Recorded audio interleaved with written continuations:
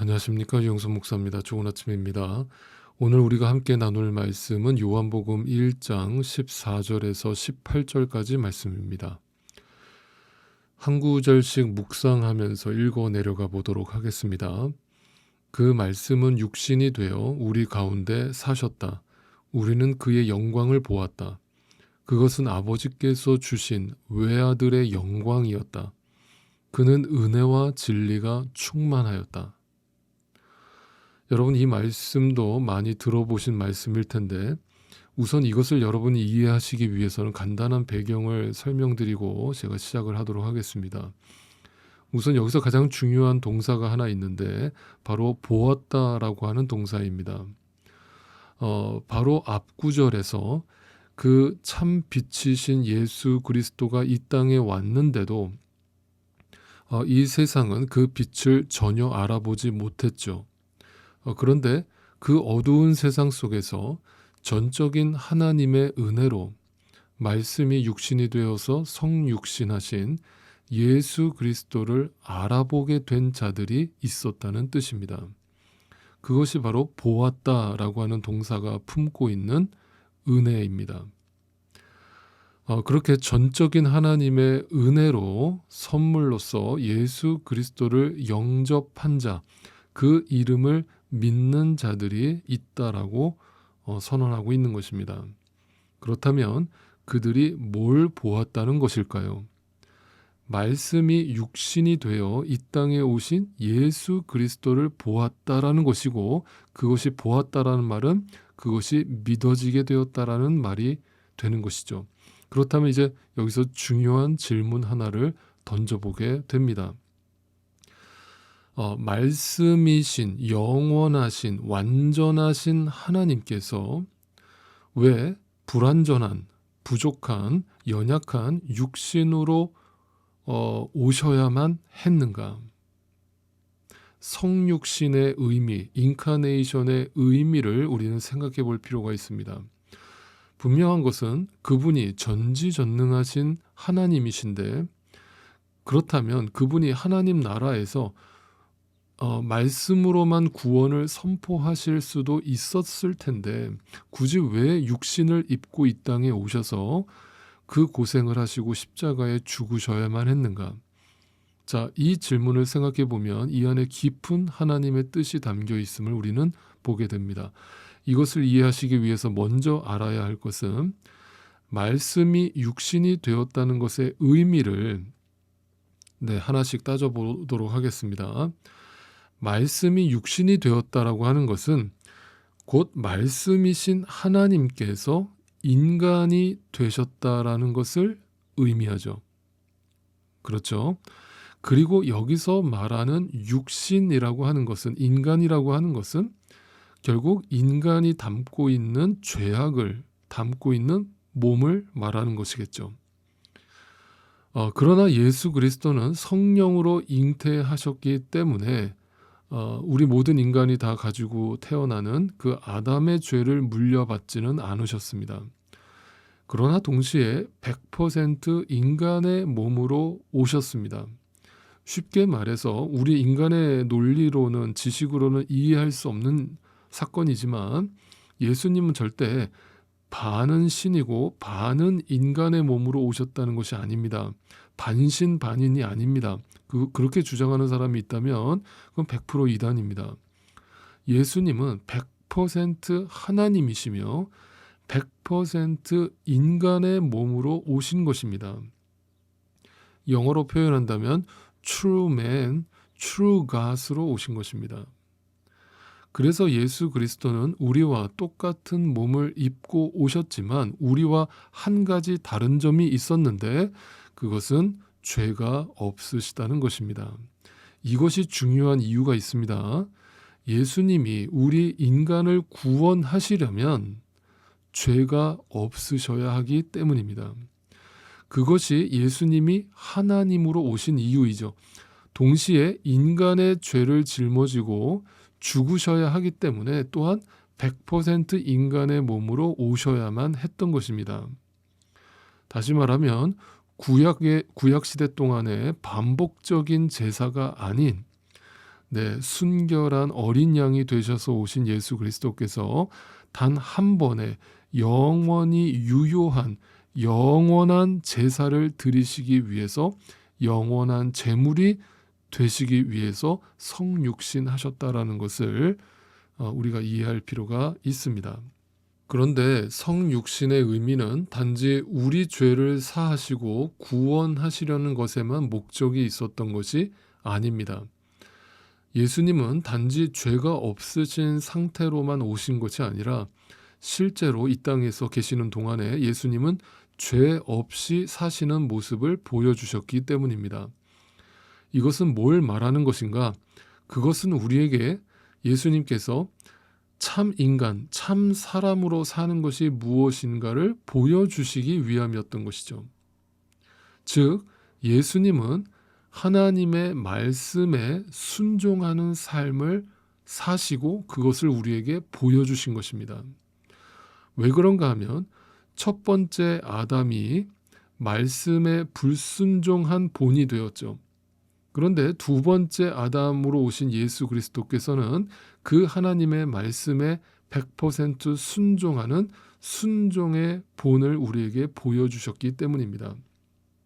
바로 이것이 성육신하신 말씀이 육신이 되어서 이 땅에 오신 예수 그리스도의 신비입니다. 자, 이것은 오늘 우리에게도 그대로 적용이 되어서 말씀으로 우리 안에 계신 성령 하나님과 우리가 동행할 때, 즉 성령 충만, 말씀 충만을 누릴 때 우리 육신의 죄의 본성을 이길 수 있으며 예수님이 살아내신, 승리하신 그 십자가의 길, 좁은 길을 걸어낼 수 있다는 것입니다. 여기서 중요한 포인트는 역시 우리의 힘으로 순종할 수 있다로 나아가면 안 된다라고 하는 사실입니다. 우리의 힘으로는 순종할 수 있는 것이 결코 아닙니다. 예수님이 순종하실 수 있었던 것은 예수님이 곧 말씀이시고 진리이셨기 때문이었습니다. 그래서 아버지와 예수님은 하나라고 말씀을 하셨던 것이죠.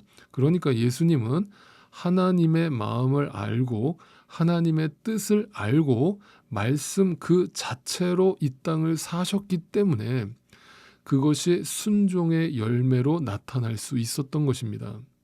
그러나 여러분, 저와 여러분은 예수님이 아닙니다. 우리 안에서는 결코 그 말씀에 대한 온전한 순종이 자발적으로 능동적으로 나오지 않습니다. 그래서 14절을 다시 보시면 아들의 영광이라는 표현이 나오죠. 외아들의 영광이라는 표현에 주목하십시오. 이 말은 우리는 오직 그 아들 예수 그리스도의 순종을 통한 결과로서 주어진 영광을 보게 된다는 것입니다. 외아들의 영광이라는 뜻이 바로 그 뜻입니다. 우리의 영광이 아닙니다. 즉 우리에겐 그 순종이 전혀 나올 수 없고 우리는 그 영광을 우리 힘으로 찾을 수가 없지만 그 외아들의 영광을 보는 것입니다. 이 말은 다시 말하면 그 아들의 영광을 보지 못한 자들, 믿지 못하는 자들은 그 하나님의 말씀에 결코 순종할 수 없음을 말해주는 것입니다. 16절, 17절을 이어서 보겠습니다. 우리는 모두 그의 충만함에서 선물을 받되 그의 충만함, 예수 그리스도의 충만함에서 선물을 받을 뿐입니다. 네, 은혜의 은혜를 더하여 받을 뿐입니다. 오직 은혜라고 밖에는 표현할 길이 없다는 것입니다. 우리의 힘으로 받은 게 아니라는 겁니다. 17절 율법은 모세를 통하여 받았고 율법이 뭡니까? 구약시대 내내 이스라엘 백성들에게 율법을 던져주시고는 이 말씀을 지켜봐라 라고 하나님이 주셨지만 그 말씀을 인간은 온전히 지켰습니까? 못 지켰습니까? 못 지켰습니다. 그래서 예수 그리스도가 은혜와 진리를 품고 이 땅에 오셔서 100% 순종하시는 삶으로 십자가에서 다 이루신 것입니다. 그 율법을 완성하신 것입니다. 오직 은혜로 되어진 사건입니다. 그래서 18절이 이렇게 연결되는 것입니다. 일찍이 하나님을 본 사람은 아무도 없다. 자, 본 사람이 없다는 것은 우리는 결코 하나님의 말씀에 100% 순종할 수 없다는 뜻입니다. 그런데 하나님의 말씀에 순종하신, 계속 읽어볼까요? 아버지의 품속에 계신 외아들이신 하나님께서 하나님을 알려주신 것입니다. 하나님의 말씀에 순종하신, 하나님의 뜻을 다 알고 계시는 하나님 아버지와 하나이신 예수 그리스도를 통해서 우리는 하나님을 볼 수 있다는 것입니다. 믿을 수 있다는 것입니다. 그러니까 말씀이신 예수 그리스도가 믿어지지 않고서는 은혜를 모르는 것이고, 은혜를 모르면 여전히 율법에 매여서 사는 것이고, 율법에 매여서 산다는 것은, 율법의 기능이 뭐라고 그랬습니까? 너희의 힘으로는 절대 안 된다. 너희는 절대 순종할 수 없다. 다시 말하면 너희는 죄인이다 라는 사실을 깨닫게 해주는 도구가 율법이에요. 그 율법에 매여서 살면 우리는 날마다 정죄를 받을 수밖에 없습니다. 내가 죄인이라는 것에서만 끝나는 겁니다. 그러나 그것이 아니라 그 인간의 행위를 넘어서는 은혜와 그 진리 안에서 누리는 참된 자유를 경험하게 되는 것입니다. 그것이 바로 말씀 안에서 사는 자들이 누리는 은혜입니다. 그래서 예수 그리스도를, 우리 그 사건을, 성육신 사건을 그저 은혜라는 말로밖에는 설명할 길이 없는 것입니다. 다른 말로 대체 불가능한 것입니다. 그래서 여러분, 우리에게 필요한 것이 있습니다. 성경이 이것을 은혜라고 말할 때 그것이 은혜인 줄 알고 그걸 은혜로 받는 자가 복된 자라는 사실입니다. 내가 뭔가 은혜를 받을 만한 자격이 있기 때문에 받는다고 생각하시면 큰 착각입니다. 누군가 나에게 그저 거저 선물을 주신다고 할 때 우리는 그저 감사합니다 하고 은혜로 그 은혜의 선물을 받으면 되는 것입니다. 성육신 하셔서 순종의 본을 보여주신 예수 그리스도의 삶과 말씀은 오늘 우리에게 어떤 메시지를 던져줍니까? 절대로 낮아지실 이유가 없으신 하나님께서 이 세상을 이토록 사랑하셔서 낮아지셨습니다. 그리고 말씀에 순종하심으로 은혜로 십자가에서 아버지의 뜻을 다 이루시고 그 순종의 본을 보여주셨습니다. 그런데 오늘도 어떤 이들은 성경을 읽으면서, 복음서를 읽으면서 예수님의 병 고침 사건과 기적을 일으킨 예수님만 쳐다봅니다. 그것은 이 성육신의 의미를 전혀 이해하지 못하는, 빛을 보지 못한 자들의 시선이겠죠. 여러분이 이 빛을 보셨다면, 이 성육신의 의미를 온전히 깨달으셨다면, 믿어지셨다면, 은혜로 이것을 받았다라는 사실이 믿어지셨다면, 여러분은 이 낮아지신 예수님의 은혜와 진리의 충만함의 의미가 무엇인지 이제 아시겠습니까? 이것이 믿어지고 이것을 알게 되셨다면 부디 오늘도 더 낮아지셔서 겸손하게 그 주님을 따르고 전하는 삶을 추구하실 수 있기를 소망합니다. 십자가